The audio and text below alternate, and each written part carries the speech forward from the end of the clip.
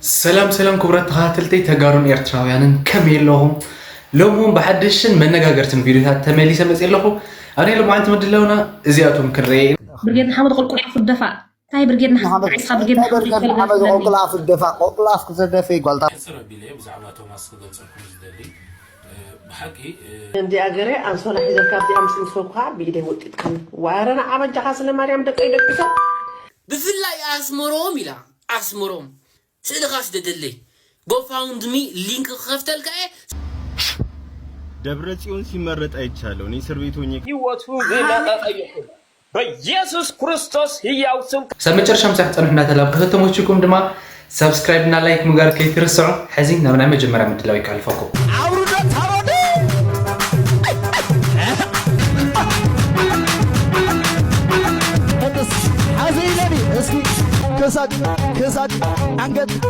تخاتلتي اسك حزي حنت دينا زبلو نغيرلو نسمعيو يدق سيل كان واي عرب كمان تخوني لك عندي أجري أنصلا حذر كابدي أمس نسوقها بيدي وقت كم وأنا عمل جهاز لمريم دقيقة كذا وجو قول له خيتا تسم بدلي لك زندو تا ينزلنا اللو بيزا حق اندين زاروا زلو زي ميديا مسين زن عبد لا كم زنبرت مقارفة كمان يفلتاني أما او ادينا نشي بات نصيحة نقعد كخلت صوم الطريقة رسيئك بركنا يترقش يعني رشعة ناي عامس مشان لكم ما قد فني هذا أو يا ريرا بدي فريق تذكرانه زم قربتنا يمسكروا اوي بيتسب اجا ارغان زرغان زبال نجر كومزي بيتسب اخم زيد حنا هاي ناس سوشيال ميديا مدان نقطه دي ازيها اسكده حن سلدينا خوزي كابلنا حزها اخل تحواتنا نيوا بزي مفلات كوني خليو لا يعني تسفا غيرا سكرايو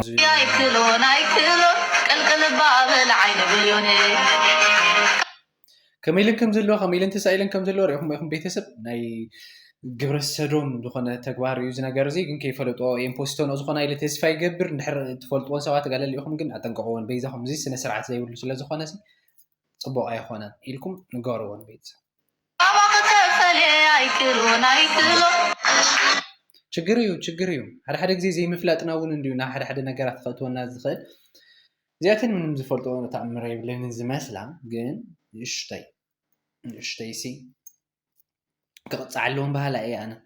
بلو حزق اسكي خليت مرعو تلو انت هم زغبرو نراي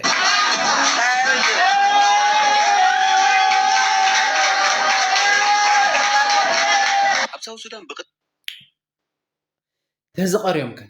يمكن انتم حوات زيس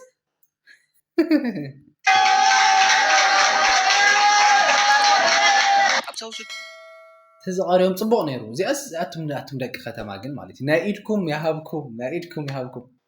ዚኦም ስታይሉ ብናጽነቶም ከምታ ዝፈልጡ ዋገይሮም ተዝማራው ተዝሕልፉ ዋዛ ማዓልቲ ተሐጉሽም ተደሲቶም ከይተጨናነቁ ማለት ብጭንቀት እኮ ብፍርሕን ከኣትልኩም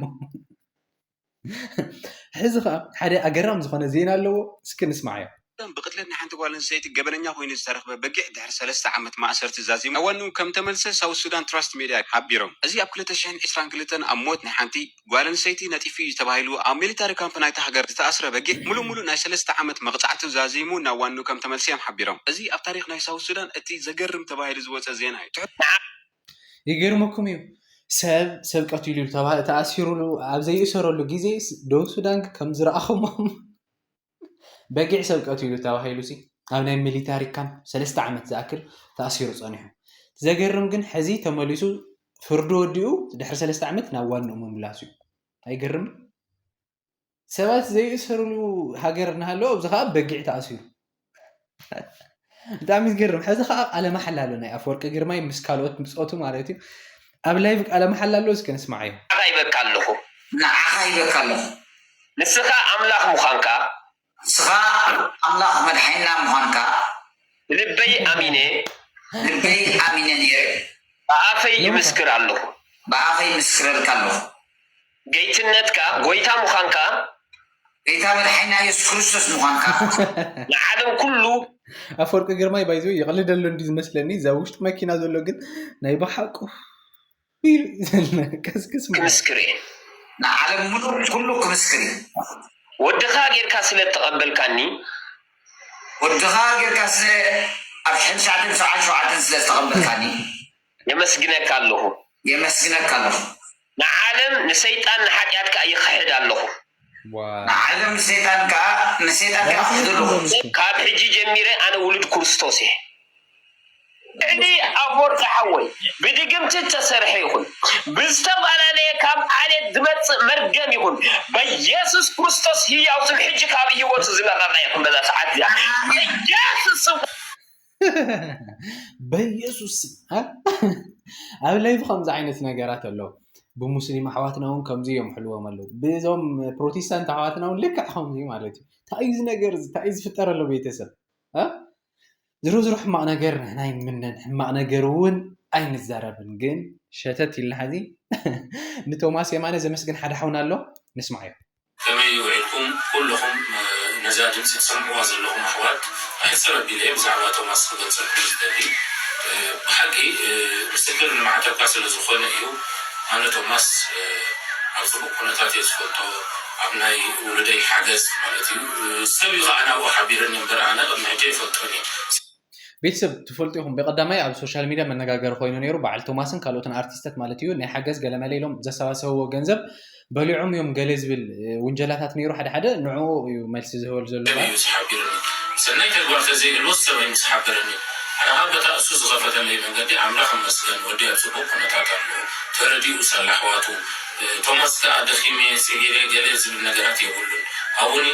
ካበይ ዝመፀ ዘረባ ንሕና ጠፊእና ኣሎ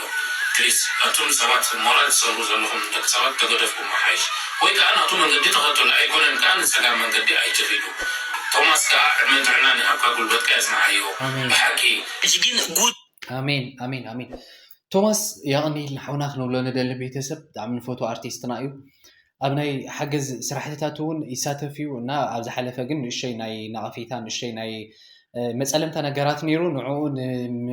ንምዝራብ ዳኣክል እዩ እዚ ሓውና ወፂኡ ዘሎ እና ያቕኒኢልና ክብረት ይሃበልና ንበሎ በዛ ኣጋጣሚ እዚ ነሽነሽ ሓውና ከዓ ሕዚ ዝሓዞ ነገር ኣሎ እንታይ በለ ብትግርኛ ዘይኮነ ጉድ ብእንግሊሽ እዩ ዘሎ እዘን ደቂ ኣንስትዮ ምስ ኤርትራዊ ሓዲረ ስለዘይተሓጎዝኩ ድሕርጂ ምስ ኤርትራውያን ኮነ ኢትዮጵያውያን በቃ ምስ ሓበሻ ኣይሓድርኒ ኢለ እያ ተዛሪባ ነይራ ሓደ ቁማል ስረ ፍትሕ ከም ዝበሃል ሓደ ሰብ እዩ ንኩልና ኣዋሪድና ነይሩ ኣዋሪድና እንታይ ከገዲፍልና ነይሩ እዛ ሓፍትና በዘላ ኣብ ኮመንት ክትካታዕ ውዒላ እንታይ ትብል ንሳ ኤርትራውያን ኮነ ኢትዮጵያውያን ሲ በቃ ተሓጒሰሎም እየ ዓጊቦሎም እየ ንፉዓት እዮም ብፍላይ ኢላ በቃ ብፍላይ ኤርትራዊ ስዊት ብፍላይ ኣስመሮም ኢላ ብፍላይ ኣስመሮም አንታ ጅግና ሽምካ ተፀውዕለው ዩጋንዳ ኣስሜ ኣታ መኹርዒ ኣታ ፈዳይ ሕነ ስእኻስ ደደለይ ጎፋውንድሚ ሊንክ ክኸፍተልካ ሰብ ገንዘብ ክሕግዘካ እዩ ኣስመሮም ኣስሚርካ እምበር